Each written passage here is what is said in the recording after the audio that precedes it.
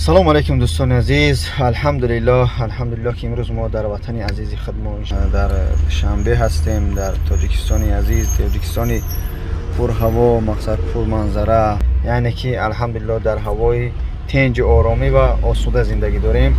دوستان یک تیمه را میگم تو همه با دقت گوش کنه و حرکت کنه که در زندگی خود استفاده بره. حالتی که یک آدم افسوزده میکنه، میبینه که روسیه میره یا یک کمک شرایط زندگیش خوب میشه و شاید یگان مشکلی داره که وای در شما مقصد همه تقسیم کرده نمیتونه، هم بین باور نمیکنه هر کسی که مقصد مشکلیش گاو زنه. این معنی وای نداره که آدم تکبر شده یا آدم خچه گرفته. چخیلی هم گپای خچگی و خشلاقی و که مقصد هم گپایی که رنگ هم رسون بگن که هم کمپیرای تای دومو گاو نزنه.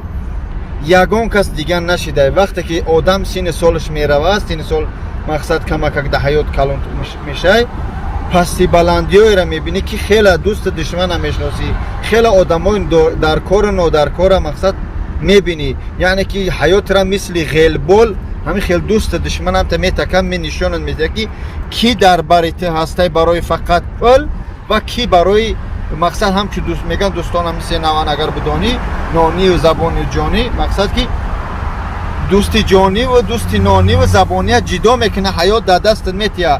اگر کمک شعورناکیت ساز باشه بدان که همین شعورناکیت زیاد باشه بدان که یعنی که حیات تره همچنان میکنه که دوست از دشمن، برادر از نابرادر، دوستانی که فقط برای پول مال دبریت هستند یا که فقط برای دوستی در حقیقتا جانشون برایش مفیدا میکنن و حیات را میگیره در دست میتیه. با اون خاطر هرچی ننویسه، هرچی نگه برادر در حیات، مثال نگه خدمت که من خود مثال بیارم یگان کسی دیگر نی.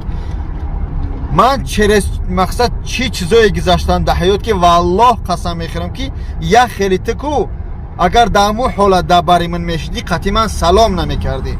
من در مسکو رفتم در اوغلی گو کار کردگیم، تایپوی گو توزه کردم، گو مول گو شدگیم، گو کشتگیم، بزبونی کردم، مقصد ده مردگی هم کردگیم. الحمدلله من یعنی کاروی کردم که در یک خیلیته در او حالت قطعیم سلام. به هم خاطر آدم پستی بلندی ها را میبینم. وقتی که پستی بلندی ها را دیدی تو بدون که از او جا که گشتی و خداوند اگر که نصیب با آور داده و مقصد کمک با سستین زندگی خصوصیدی، بعد دوست ای دشمن جدا منی، یعنی که قدم تا دانسته می پیش آها میزدی یا که خنده و بازی کرده قدشو نمیشناختی دوست دشمنی حقیقیه، مقصد قدشو رفتارای خوب میکردی ایوسی که میای بعد با همون انسانی که دت نفرت دارن در زندگی نفرت داشتن حاضر حالت کمک سستین زندگی تا خوب میبینن، همه با گفت میکنن که انا ایتا کرد انا ایتا شد.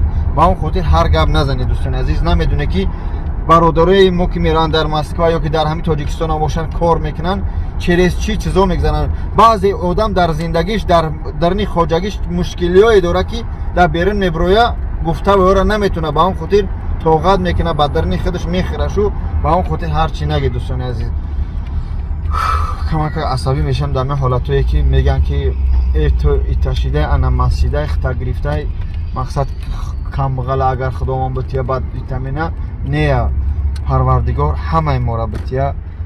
ما هیچگاه خودمون بالا نگرفتیم یا که در حالتی که در یوتیوب با یک برادرمون با یک بلاگر بگیم کمک بحث مشیدو در زندگی، برادرای بودن که ایمن ادپیسات سکران، شخصای بودن که 20 سال قطعی من در یک قشلاق بگیم شخصای بودن در حیات که مقصد 20 سال 30 سال قطعی من زندگی کردن در یک قشلاق، میدونستن که خاراکتری من چخیلی، رفتاری من چخیلی، من میدونستن.